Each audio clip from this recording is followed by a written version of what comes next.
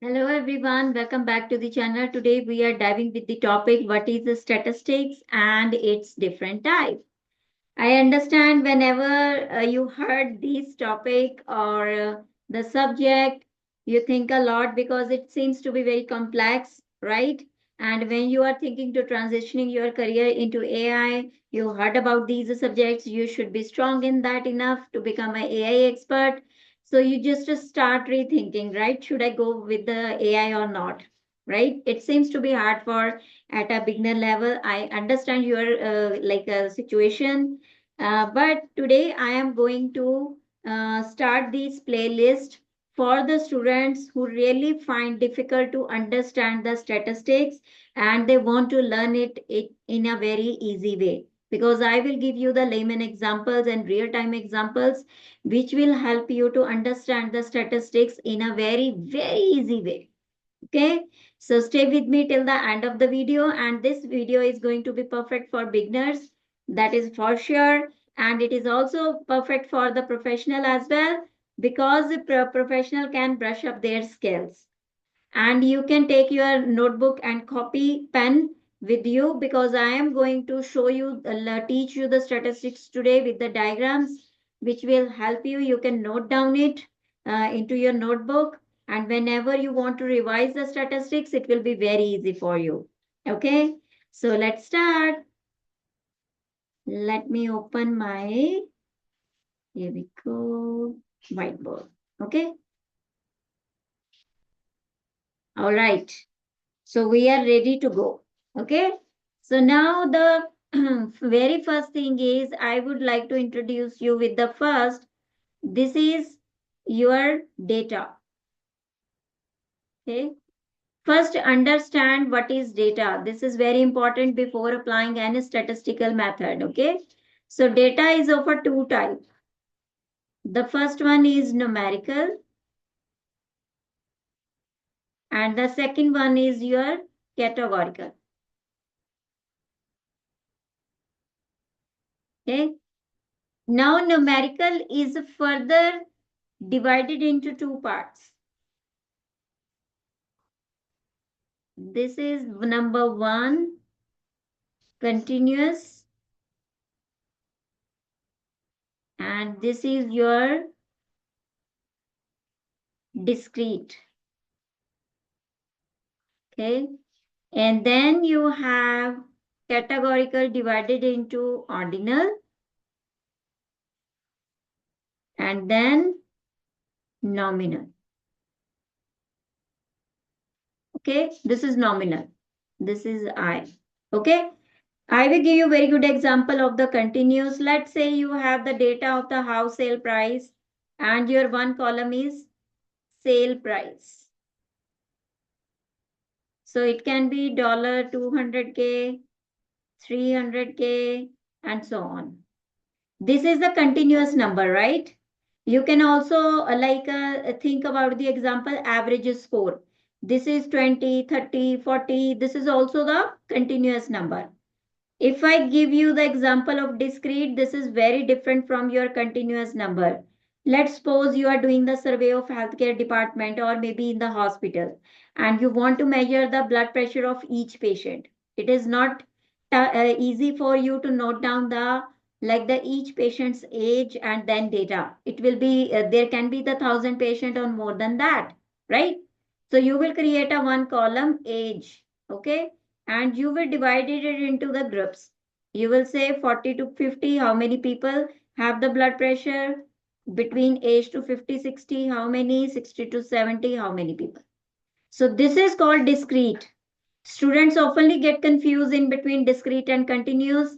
They count both as the same numerical data. They forgot about discrete and continuous further. But this is very important. The reason when you are transforming the data, it's very important to understand the data type. So you can apply the correct statistics method to convert your data into machine learning code. The next one is your ordinal. Ordinal name is representing itself. The name should be in order. Let's say you want to, like here, add some blood pressure level of the patient again. Okay. So there are a three level of blood pressure. This is low, medium, and high. Okay. So this is in order, not continuous, not range, only in the order. This is called ordinal categorical data. And when we talk about the here nominal, nominal is just the name. Let's say there is a gender column in your data set, male, female, male, and so on. So this is called nominal. It can be the name of anything like car, trucks, name of the student, name of the person, name of the product. This is all nominal. But when you have some names in the order, low, medium, high, or maybe rating 1 star, 2 star, 3 star, this is all ordinal. So this is the major difference between numerical and categorical. Okay. So this was about it. If you have already like drawn this diagram on your notebook, this is fine. Otherwise, you can also take a screenshot. Okay. Now I will give you the definition, the topic about what is statistics. If you have any knowledge about these statistics, you can drop a comment in the comment box. Much appreciated. I would like to know. Okay. So statistics is the branch of mathematics. We all have studied these subject in middle or high school, right? We used to like a work on this topic. Here, I will give you the very good example. There is a one person whose name is Alice. He has his pizza store. Okay. So he is doing many sales. His pizza store is old. He opened this pizza store 3 years ago. You can assume 1 month ago or 1 year. That is your choice. Okay. Now, at the end of the day, he want to know total sales of the day. Total sales of the day and which pizza order placed oftenly, right? Which pizza order was placed oftenly? Okay, you want to know. It can be cheese pizza, it can be chicken pizza, it can be vegetarian pizza, pepperoni pizza. It depends upon the customer, but he want to know the pizza. And he also want to know total sales of each pizza type. Okay. So maybe there are so many questions in his mind, but he can calculate all these things. How? Because he will open the his computer, maybe Excel sheet or the system where he is doing entering the all transaction, and he is going to like calculate from his this data, right? And he will get some useful information from the data which he can use to increase his revenue for the next day. He know cheese for example, if he know the cheese pizza was order was placed most of the time, so he can make a more cheese pizza on the next day.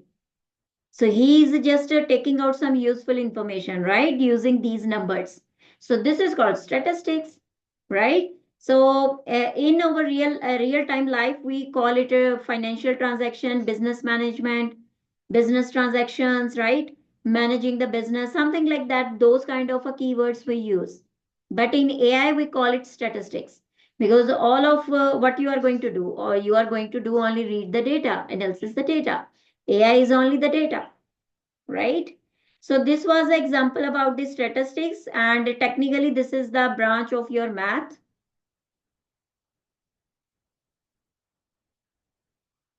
right? Now we will move ahead with the types of statistics.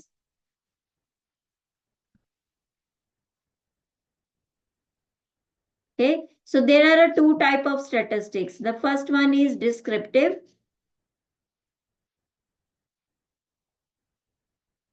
and the other one is inferential.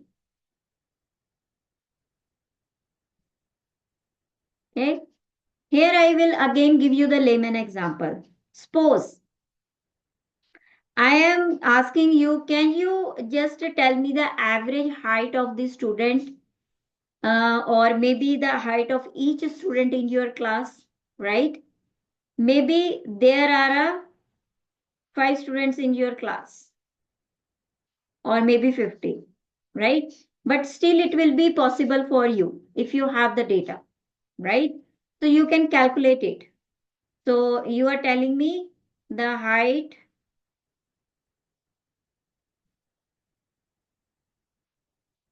of each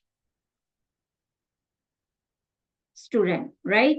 So you can tell me what is the height of this person, this student, and this one, and so on.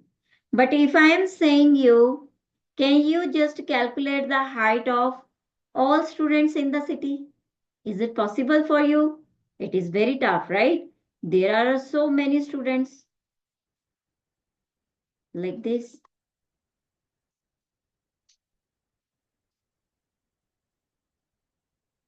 right? So this is very tough for you.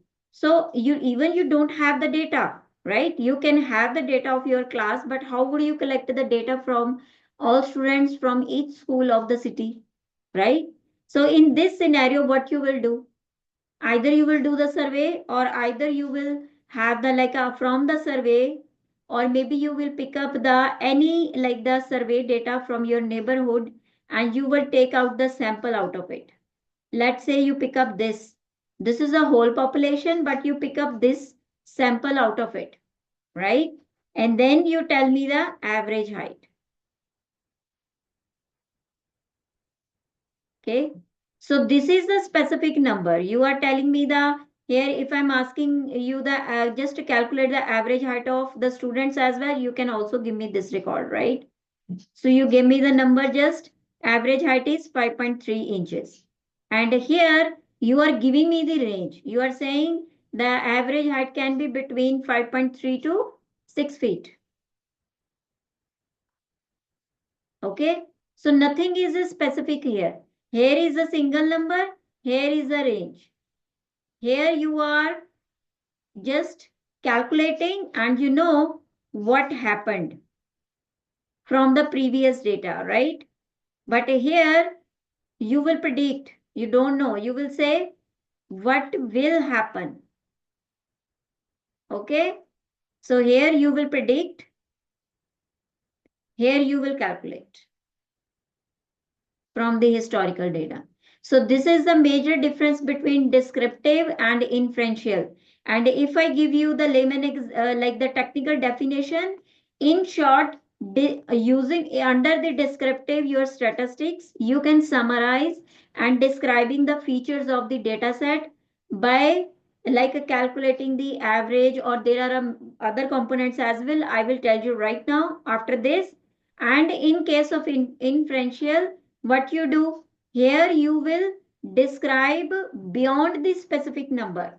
You will tell me by range, or maybe you will predict, or you pick up the sample from the big data or survey data and just try to predict the things based on that, instead of just giving me the single number. Okay, so now you may have understanding when you should use the descriptive and when you should use the inferential, right? In real time, when you are not sure, you need you are, let's say you are going to collect the COVID data set from all of the cities from the USA or maybe Canada, right? So what you will do, you will just pick up the sample of the some states, right? Is, or do the survey and pick up some sample and then try to calculate. But it is just you are predicting, you are not you are not sure is it correct or not. You will give some range. This is going beyond your single number. Here on the left side you have a single number, here you don't have a single number. Okay, so this is the difference between descriptive and inferential. Okay, now I will tell you the different components of the each your type of this one, descriptive. So we will write it here again, and this is your inferential. Okay. Descriptive has a many components. The first one is your measure of central tendency.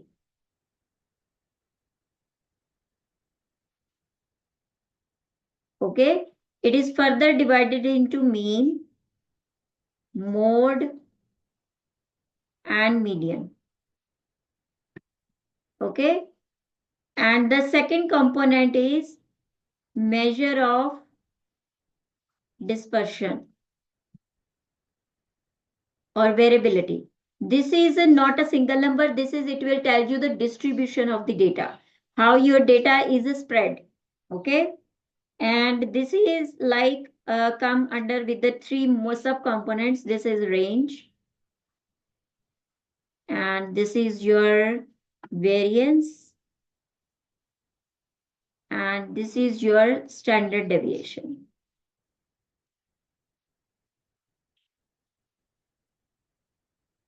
Okay. The third one is you can also draw the graphs and charts. Okay. And you can also use the tables as well from the descriptive data. Okay. In inferential, there is also the many components. This is your probability theory, because we don't have a specific data with us, right? And then this is the foundation of your inferential statistics. Okay. In this, you will try to calculate the likelihood of different outcomes. Okay. And then second one is your hypothesis testing. This is very important. Okay. In this, like you will testing the claims or hypotheses about the population, like will it happen or not. Okay. And then you have a confidence interval.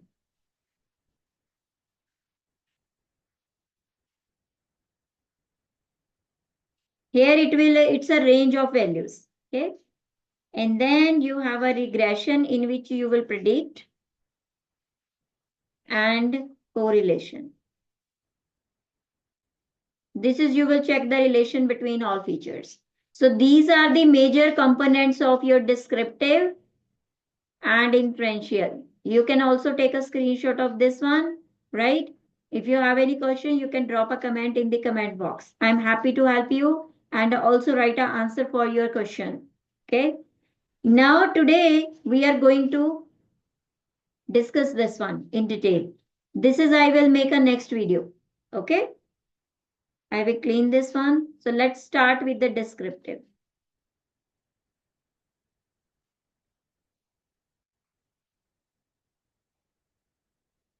First, we will measure, like discuss about the measure of central tendency. Okay, let's start with the mean. I will take a sample data set here. Okay, so let's say you have the house sale price data. You know the number of rooms, you know the area, and this is a sale price. Okay, so number of room 4, 5, 2, 3. Area is 2000 square feet, 1500 square feet, 1000 square feet, or 3000 square feet. Okay, the sale price is 200K. This is your 150K, and this is going to be 300K. This is 400K. Okay, so what is the data type of this one now? This is continuous. That's why I'm telling you this is very important. Okay, and now this is also continuous. This is also continuous. Okay. Now, as a stakeholder, or maybe you are working as a data analyst or data scientist, you start doing the analysis of this.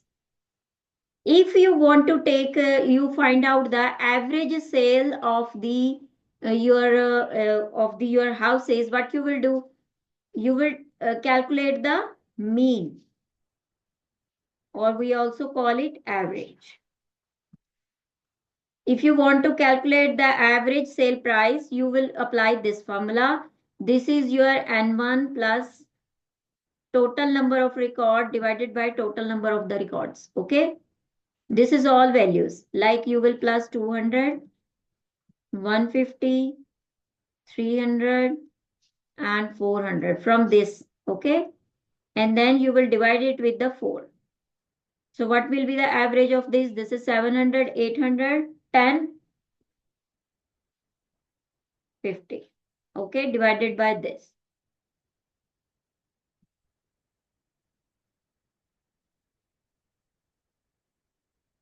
I'm just assuming, okay? So this is going to be the average price of your, like all houses, okay?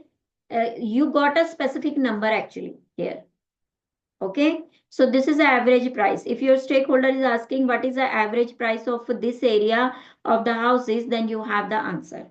So this is the way how you can apply this component when you have the data set like this way. But I will tell you the another reason as well when you should use the mean. Okay.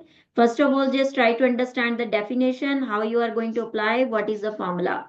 The next one is your mode. Okay. So mode, how would you calculate the mode? If something is happening many time in your data, so we can here just let's say we can add one more data here. Let's say number of bedroom 3. This is 2500 and 350K. Okay. So if I'm asking you, can you find out the how many time which number of the rooms, right, happening in this many time, then how would you find the mode? The number which is occurring most of the time in this, that is called mode. So this is 3 here. This is the mode. And when you found the only one number occurring many time, this is called unimode. Okay. And if you have a more records, let's say 5 is also occurring 2 times. So you found the 2 number is occurring 2 times. That will become 2 mode, and this is called your the second mode. This is called your bimodal. Okay. This is the also model. Sorry about it. Okay. Now maybe you have the another one more record for this is 1500 square feet, 100K. Okay. So this means 3 numbers are repeating. So you have a 4, 3, 5. This is called trimodal. Okay. So this is all the type of mode, most frequent. If something is occurring more than one time. They after this, if something is happening, that is called multimodal. Maybe you have heard this word many times. Multimodal. If something is happening many times, you have a one more record, let's say 6, that is also happening more than one time. So that will become multimodal. Okay. So in that case, there is a no mode we can calculate. Okay. Because this is a multimodal. Okay. No mode. So this is the like definition of mode, and you need it when you want to find out which value is occurring most of the time in your feature. It can be any column. We have taken the room example. It can be any column. Okay. Now we will move ahead with the next one. So what was the next one? Median. So for median, I need to wrap this one because we have a less space. So we will remove this. Okay. So now we will do like this. Okay. So now the next one is your median. Median means middle value. Okay. And it is divided into two parts, odd, even. Okay. If you have a odd records, like let's say 1, 2, 3, 4, 5, 6, right? So this is the even, right? In this is a 3 record above, 3 record here. So how would I find the median value, mid value of this one? In this scenario, you will pick up the two middle number if you want to take the middle value of area. So you will say here 1000 plus 3000 divided by 2. 4. So the mid value will be 2000. Okay. But in case you have a one more record here. So let's say room number are 6. This is 33500 and this is going to be 500K and this is odd. Now you can pick up the mid value very easily. You can see there are three records, this one and bottom at the three record, and 3000 will become your odd, this middle value. Okay. So this is into two parts. Okay. This is the way how you can find the middle value of your data, of your feature. Okay. So till so far, I have explained you about the measure of tendency. Now I will tell you when you should use the mean, when you should go with the mode, and when you should use the median. Okay. First of all, we will again take here example of the data again. Same. Okay. So this is the number of rooms. This is area.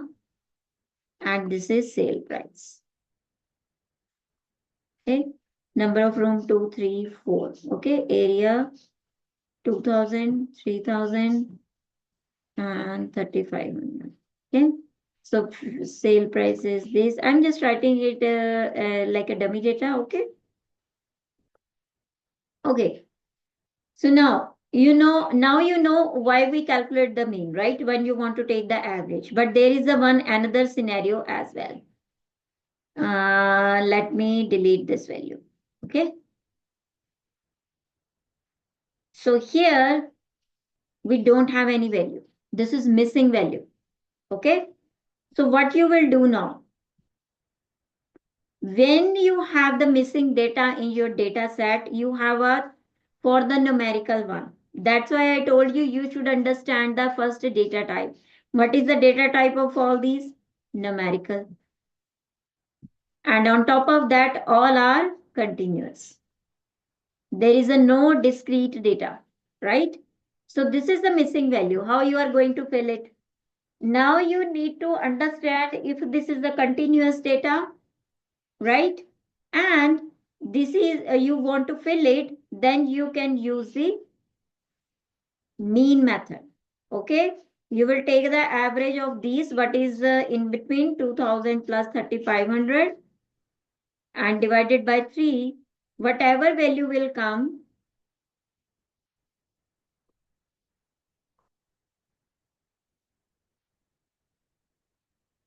something like that, right? So you will fill it with that mean value here. Okay. So this is another advantage of calculating the mean. Why we use the mean. Okay. But here you also need to take care if your missing value come under MAR, MCAR or MNAR. Okay. I'm not going to explain these here because I have already made the video on this. Okay. So you can watch my video. I will share the link in that. But basically mean is also used for continuous data to fill the missing value. Okay. Now the second method, when you should use a median. Okay. So now let me add one more record here. Let's say number of room is this. And here I add the 10,000. Okay. And here the value of the house is 600K. Now there is a still missing value. Your first case was this one. Now consider it second case. Okay. So there is a missing value. Usually when you see the continuous number and missing value, you directly apply the mean method without any second thought, which is wrong. Okay. First, you need to understand if there are some outlier exist in your data.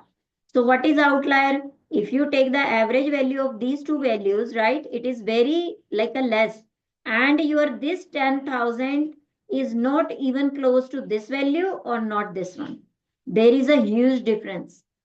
Okay, and how you will come to know there are outliers. Sometimes you have a millions of record. It's hard for us by looking at the numbers if there are outliers. So in like the pandas, you have the describe method. Okay, you can use it. It will give you the tell you the outliers as well. Okay, but if you don't want, then you can draw the graph. This is the very good. If I draw the graph like here, if this is the area and this is the price. So if it is starting from range, let's say 100, and it is going up to 10K here. So your this point will lie here. This is here and all other points are here. So this is the outlier. Okay. So when you have the outlier and missing value in your data, apply the median method to fill it. So you will pick up the mid value. You can pick up here 1, 2, 3, 4. We have this record. So I cannot use this one. If I pick up either these two values and I will divide it with the 2. So this is going to be your missing value, 2750. Now, if I don't use the median, I use your mean value, you can see the difference. 3500 plus 10,000. So this is going to be your 5500 and it will become this one. Right? And when you divide it with the 3, what will be the value come, which is very far away from your mean. So in this scenario, your model may get biased. That's why use median in that scenario as well when there are outliers, because these are robust to your outliers. Okay. And now we will talk about your next methods. So that is your mode. This is very easy. What you need to do here, I will tell you. So we will clean this up first. Okay. So we can have the space. Here we go. Okay. So now here we will do this one. Okay, let's suppose this is missing. So this is 5,000 and this is, let's say, 350K. Okay, so this is a missing value, right? And I can make it 2. Okay, now you want to fill the missing value in the rooms. Okay, this is numerical data, although, right? But mode you can use for categorical, numerical both. Okay, so if you want to fill the missing value here, this one you can fill it with the 2 only, because this is the value which is occurring most of the time in this column. This is also the way to fill the missing value. Okay, so this is the use of mode. That's it. Okay, but I will give you one more example here with the categorical data. Let's say this is the type of house. This is, let's say, your double story, right? This is apartment and this is condo. This is also condo, right? And this is missing. Mode basically, like most of the time we use it for categorical missing value, but you can also use it for numerical. But mostly we go with the categorical. Now this value is missing, right? We cannot take the average of this one. So you are going to handle this value with the mode method. So which value is coming most of the time? Condo. So you can fill it with the simply condo here. That's it. Okay. You don't need to look it at it manually, because this is a simple example I'm sharing with you. But in Python, you have a inbuilt methods.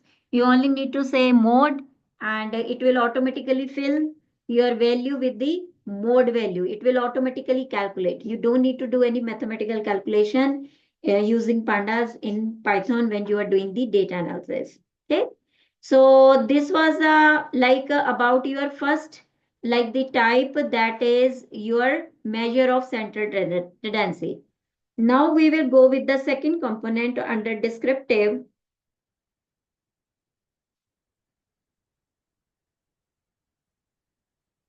This is the one measure of, sorry, variability. Okay, this is B. So we also call it dispersion. Okay, so what is that? This is the distribution of data. Okay, so I will show you the data now, how this is distributed. You use the many charts or graphs for this one. Usually we when draw the distribution graph, it look like this way. Okay, so this is the distribution of data. Okay, so this is what you are looking at it right now. This is normal distribution.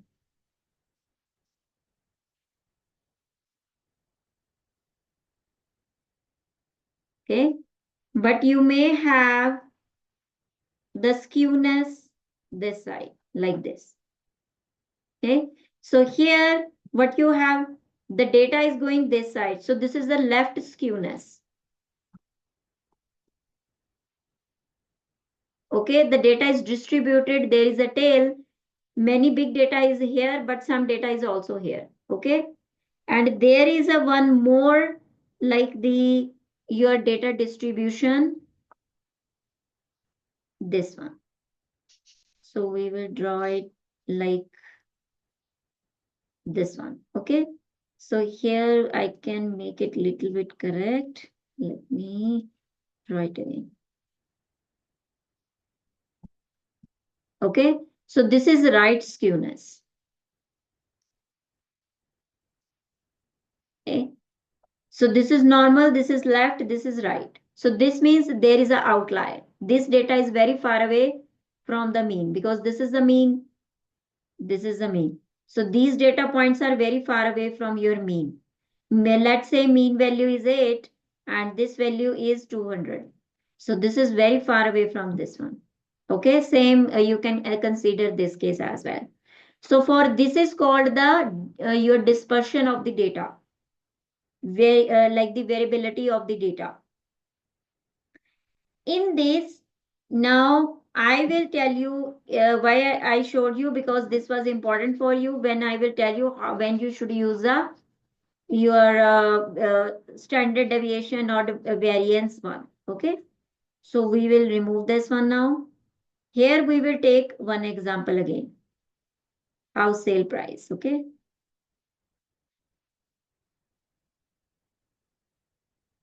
we will draw this one, and this is number of rooms, this is your area, and this is your sale price.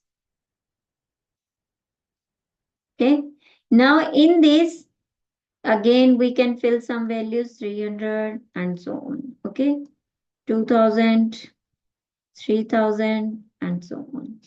This is 2, 4 and so on. Okay, the first method was the range. Okay, so this is we use to check the range, minimum and maximum. If I'm asking you, can you tell me the minimum and maximum range of the sale price of the house? Okay, in that case, you will tell me the minimum and maximum range of the house.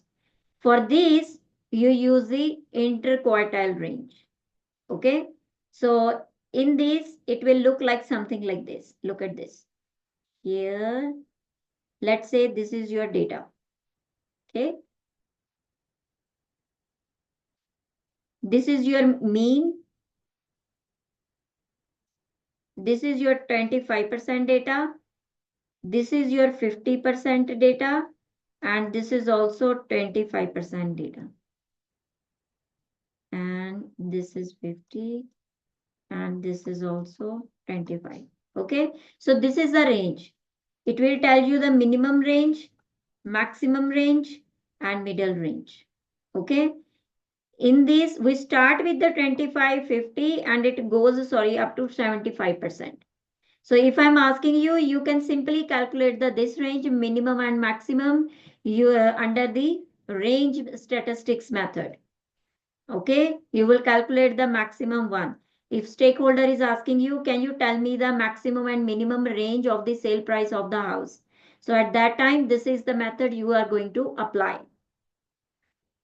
Here, if you want to apply the formula in this, right? I will give you the difference between this one. How would you calculate it? Let's say here we will add some more value here. Let's say 3500 area, and this is your 150K. Okay.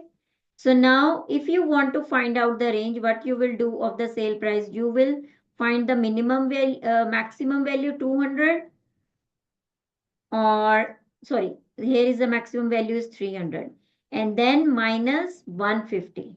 Okay. So your range value will be this one. So this is the way how you will calculate it. Okay. So this means your house price sale will be vary from 150K and above. This is just the range. Okay. And now we will jump on to the second method. Your this one component. We will remove this. Here we go. Okay. And then now we will talk about the variance distribution. The formula of variance is this one. We can write it here. This is the variance.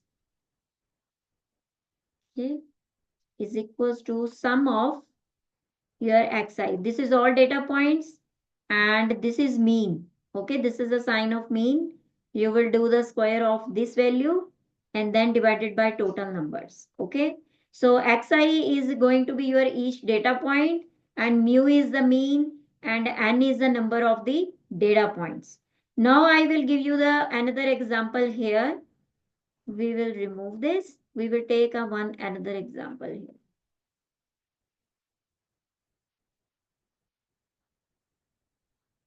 Okay, so there is a scores. Okay, you can consider it scores of student or average score of the game, anything. Okay, so these are the some scores I have with me. Okay, so mean of these one is, this is a mean is 90. Okay, now I want to calculate the variance of this one, like the distribution of the data. How would I do that? I need to put it into the subtract each data point, the mean from each data point, right? So like this. So we will do here 70 minus 90, right? So it will be minus 20. And the next one is 80 minus 90. This will be minus 10. And then we have 90 minus 90. This will be 0. And then 100 minus 90. This will be 10. And then 110 minus 90. This will be 20. Now you will do the square of each. This will become 400 because you are doing square here, right? And this will become 100. This is 0. This is 100. And this is 400. Now you need to do the sum of all and divided by total number. The sum of all is your 1000 and divided by this. So this is become the your value of your variance. Okay, this is the value of variance. This means distribution of the data of this one. But mind it, this is if I show it you graphically, we can do one thing. We can just up it little bit like this. Okay, here how you are calculating it, the range. Let's draw the diagram.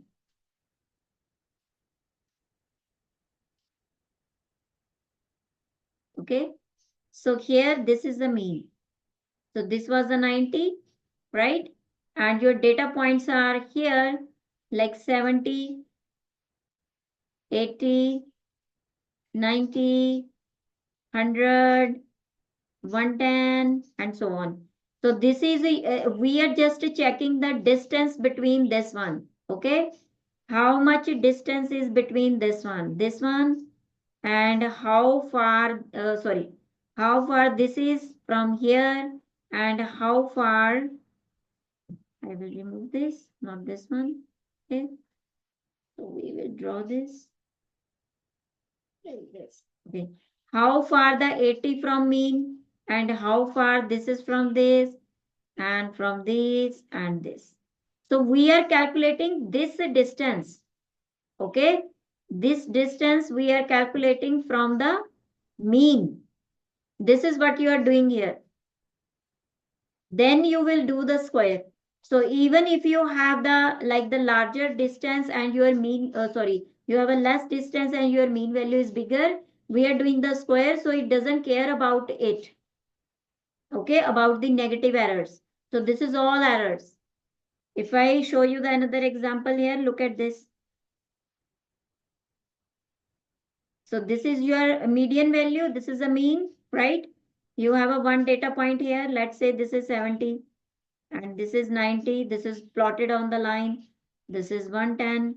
This is 100 and this is your 80, right? So you are calculating this distance like this. These are all our error. We call it residual errors as well. Okay? And this is we are calculating, but here we are squaring it as well, so we don't care about the negative errors here. So this is negative error, but you are doing this square. The another, like the most important point here is when you are calculating the here variance, this is not in the original unit, right? Because your original unit was lying between the this range 90 to maximum 120 and this is the square of that. So this is the only disadvantage. Variance is not coming in the form of original unit in which your scores were lying, right? So if we go here, look at this, right?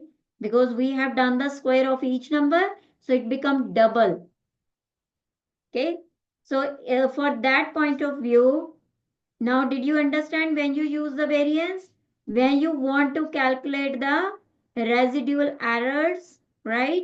And you want to look at the distribution and calculate the distribution of the your data. Here we will remove this. And now we will talk about the standard deviation.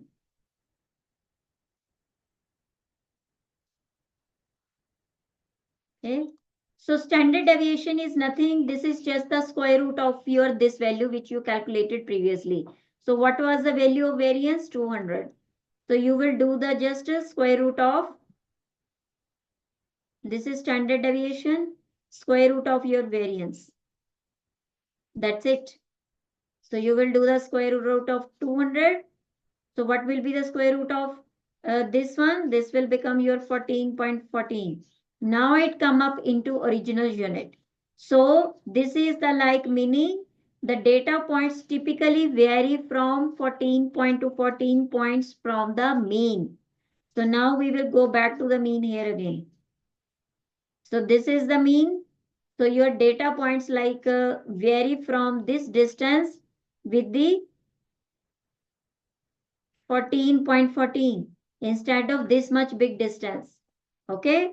So this is the like the very good like the examples, and I try to explain you in a very good way by the graphs, right? If you still have any question, you can ask me. Okay. Now we will move ahead with the third your type. This is graphical representation.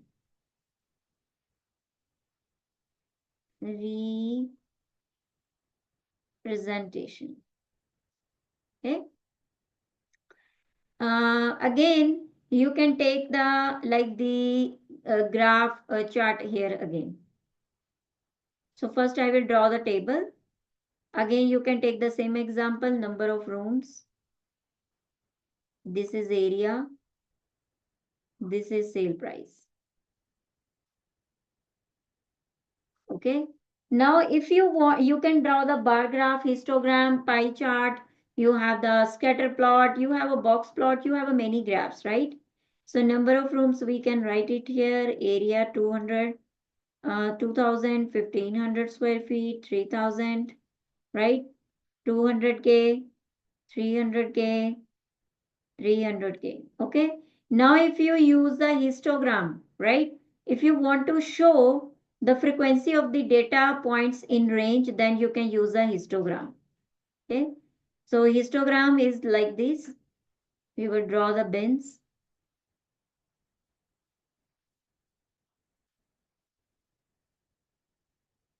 Something like that. Okay. So this is the range. This is the frequency. Okay. It start with the 0, 10, 20, 30. Let's say it goes up to 100. Okay. So this is your sale price. Okay. The sale price will start from 100 and it goes up to 500K. So maybe the house, this is let's say 300K. So that a house, the count of the house with the 300K price is around 200. So this means in your data, you have the 200 houses whose price is 300K. So this way you can also like represent your descriptive data using the graphical representation. There is a one more graph which we use. I will tell you. Here we can like remove this one. Okay. So now this is the one. You can also draw the pie chart. This is very good when you want to show the here the percentage. Okay. So this is not drawn correctly.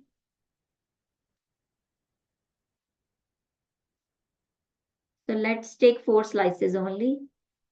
So we can draw. So you have a 6 slice. Like you want to show what is the percentage of your like the sale price of the houses. What percentage whose price is 200K. Let's say they are only 10% data of the 200K prices, right? And 30% data is of 300K price sales and 5% of 150K. Okay, and so on. So this is showing the percentage. Pie chart we use this one when you want to show the percentage of your data points exist in your data. You are now representing it graphically, the distribution of the data. Okay, apart from this, you have the another very good graph. This is a histogram. Sorry, box plot. Histogram we have already done. Box plot is very popular. This is we use to like when you want to show the outliers in your data set. Okay. So let me draw it again.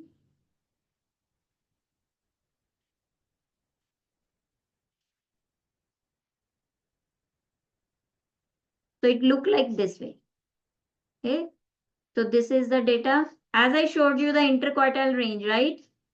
So this is the way how it does. So this is the box in between. Here is the your one is your median. This is interquartile range. This is your maximum value 75%. This is minimum and this is your middle value. Okay. And the data points if lie above this one, this is all outliers. Okay. And this is your median. Okay. And this is called box plot. This is your data. So your maximum data lie here. This is maximum range. This is minimum range. Range means like your house sale price starting from 100K. This is lies some data here. And the range between 250 to 450K, it lies maximum houses prices lie here. Okay. Within this range. And then the more range from 450 to 600K, it lies here. Okay. So this is also showing you the distribution of the data, but some houses below 100K, they are here as well. This is outlier. This is also outlier. This means you have some house in your data set whose price is also above than 600K, which is not in a normal range. Okay. So this is the way how you can also use your descriptive data, your historical data, to bring a useful insights from it. Okay. And now we will remove this one. Okay. You can try other graphs as well. I am just sharing with you the main graphs. Okay.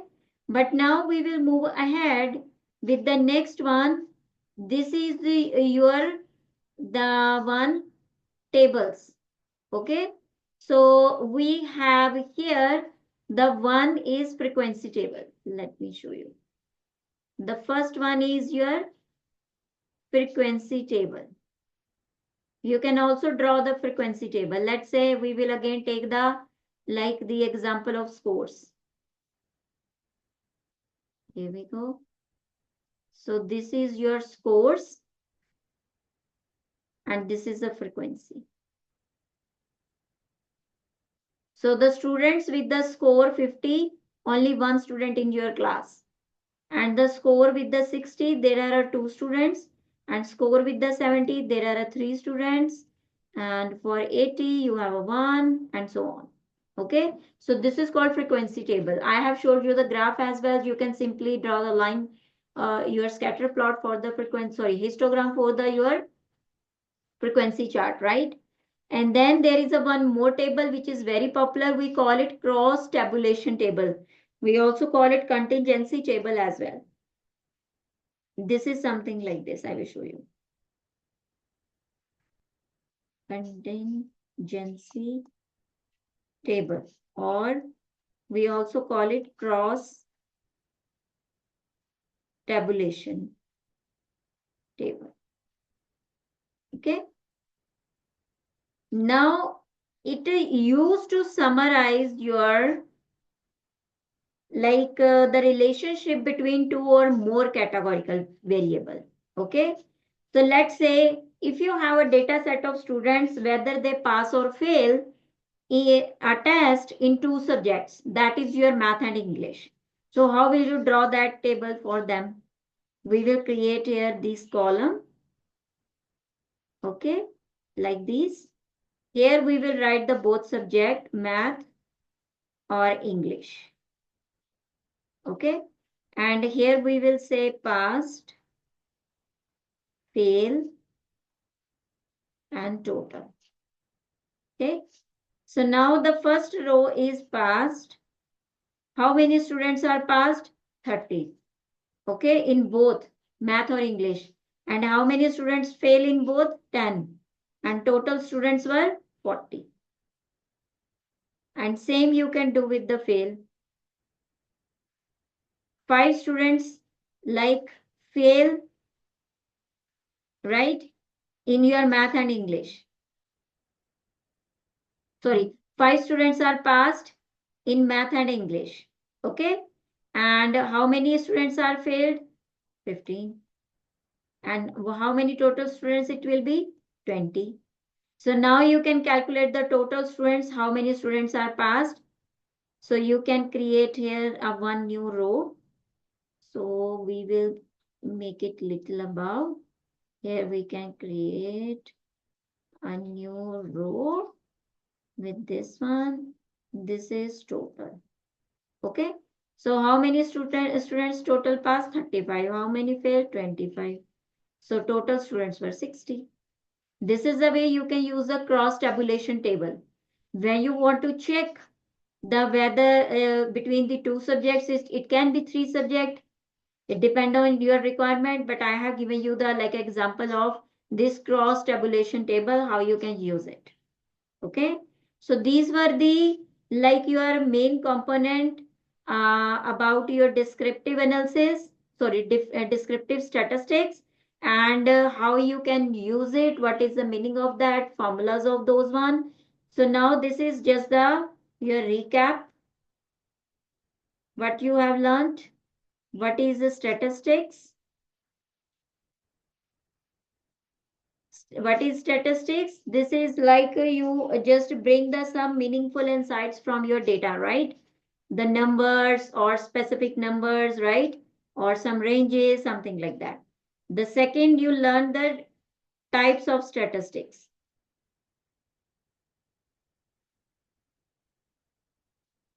Sorry about my spelling mistake. Here we go. Types of statistics, right? It's descriptive and inferential.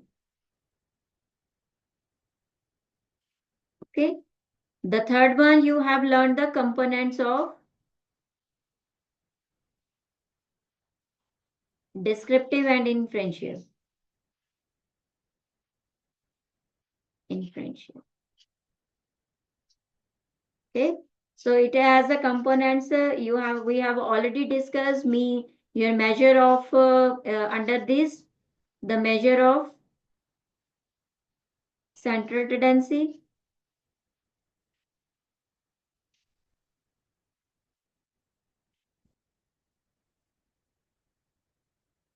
mean, mode, median, and the second one was your measure of dispersion, variability, distribution of the data, right? Variance, range, standard deviation, and the third was graphs, how you can draw the graphs. Fourth was tables, right? And for the inferential, we will discuss tomorrow, but this is the probability, confidence interval,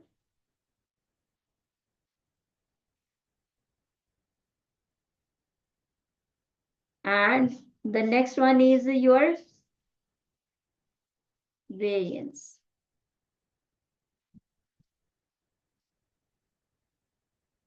Sorry, hypothesis testing. This was your hypothesis testing. This is very interesting, hypothesis testing. And most of the questions come up from these, like the part which you have learned today in the interview, and especially on the hypothesis testing. Okay. 2, 3, and fourth was regression and correlation. Okay. So this is just a recap. Today I have covered the descriptive. Tomorrow in the next video I will cover up the inferential with a lot of examples. Okay. And once I finished it, I will do some quiz. If you want to come up for the answering the questions live of the descriptive and inferential, and I will also ask you some questions before I will start the inferential probability, just kind of the recap, so you can also get a chance to revise these things. Okay. So this was all about over today's video on like the session. So see you in the next I will see you in the next session. And if you are new to my channel, don't forget to subscribe my channel. Okay. And keep learning, keep patience. Okay. And stay with Science Data Science. Thank you so much. And I will see you in the next session. Don't forget to revise it, and don't forget to make a notes of all these what I have showed you today. I understand at a beginner level, it's a little bit hard, but I try to give you a lot of layman examples connected with your real-time life. And in a simplest way, I have explained you the formulas and also when you should use the mean, median. And if you're really interested to handle the missing value at a deeper level, you can watch my playlist handling missing value. Okay.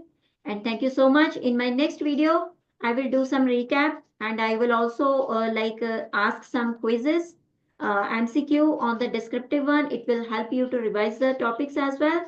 And you will be able to catch up it very quickly. Okay. Thank you.